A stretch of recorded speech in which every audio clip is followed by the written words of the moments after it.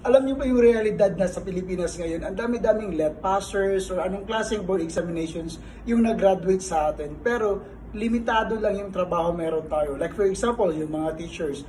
Alam ko ang dami-daming nagkakaroon ng PRC. Kaso lang sa kompetisyon at saka limitado lang din talaga yung mga trabaho. At the same time, maliit lang yung sahod na nakukuha. Like for mag-volunteer as teacher sila for how many years. So sa Pilipinas talaga mahirap yung makaland ka ng trabaho.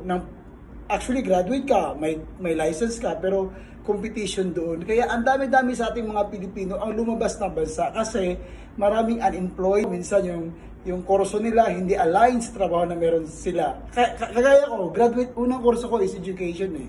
Hindi talaga ako nakapag-land ng field ko. Kasi ang dami kong competitors. Competition kasi, kaya naisip ko, magsisimula ako sa maliit na sahod. Kaya napag-isipan ko talaga na lumabas ng bansa. Kaya guys, welcome kayo dito sa bansang Canada. Kahit hindi kayo graduate, welcome kayo dito. Kaya think positive lang na makapag-apply kayo. Imagine ako, janitor naman ako dito ngayon. For the meantime, kaka-delivery. Pero malaki yung sahod ko. Yung sahod ko is more than enough. Sobra-sobra pa. Kaya if I were you, think positive. Abroad kayo guys.